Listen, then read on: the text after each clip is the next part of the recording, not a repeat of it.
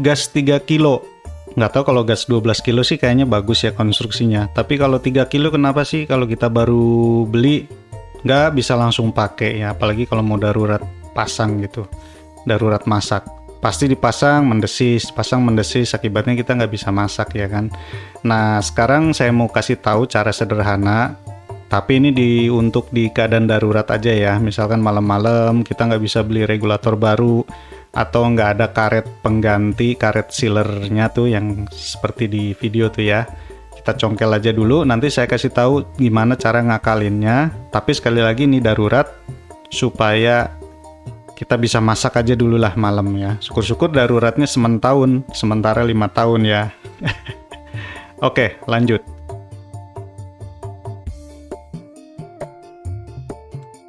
Oke, kita pisahin dulu seal karet merah dengan tabung gasnya. Kita cabut tadi ya di scene sebelumnya. Kita siapin aja bahannya, yaitu lakban hitam.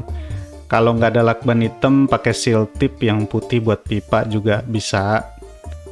Lalu nanti kita sesuaikan sesuai kebutuhan. Jadi intinya sih kita mau ngecilin lubang tengah karet merahnya itu, atau menutup kebocoran yang ada dari samping ya. Kebocoran di karet merah yang di samping itu kita tutup dengan lakban hitam. Jadi harapannya pas kita tutup dengan lakban ini, jadi kita gulung sisi yang lengket menghadap ke dalam sekitar 2 atau 3 keliling dari karet merah.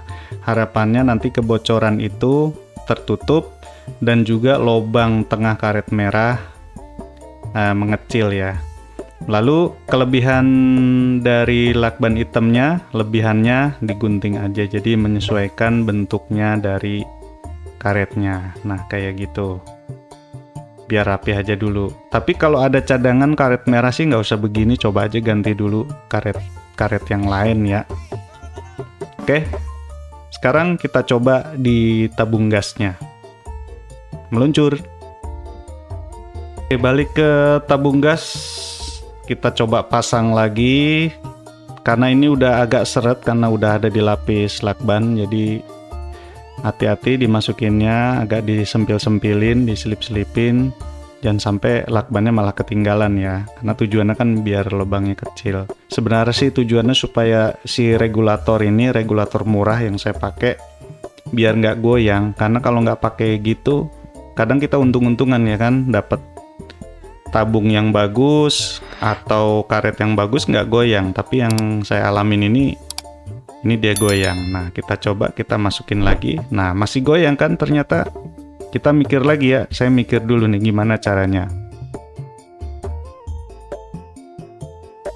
Nah langkah kedua, pakai karet gelang. Ya mohon maaf buat para teknisi kompor gas yang lebih paham, tapi ini namanya juga darurat. Kenapa saya pakai karet gelang di leher? Kita iketin kayak gini aja supaya si regulatornya itu diem ya. Tapi jangan masukin karet gelang di dalam lubang valve-nya ya, di dalam pentil itu, karena nanti malah kesedot ke regulator, jadinya regulatornya rusak karena tersumbat karet. Kita masukin lagi, mungkin awal-awal agak seret, tapi kalau udah seret biasanya tandanya bagus, soalnya dia akan jadi tegak si regulator ini ya. Nah kita coba, saya nggak kasih suara deh, pokoknya saya kasih jempol, itu udah tandanya udah nggak bocor ya, nggak mendesis. Mantap. Kalau gasnya masih nggak keluar tapi udah nggak mendesis, digetok-getok aja, jangan getoknya jangan niat banget di ujung regulator keluaran ke kompor supaya gotri bajanya turun. Itu sebagai pengaman supaya gasnya bisa keluar ya. Kalau ada apa-apa dia akan menutup output gasnya. Nah, udah beres. Oke ya. Sampai di sini dulu perjumpaan kita, sampai ketemu lagi di video berikutnya. Ya, jangan lupa like, share, dan subscribe ya. Mari.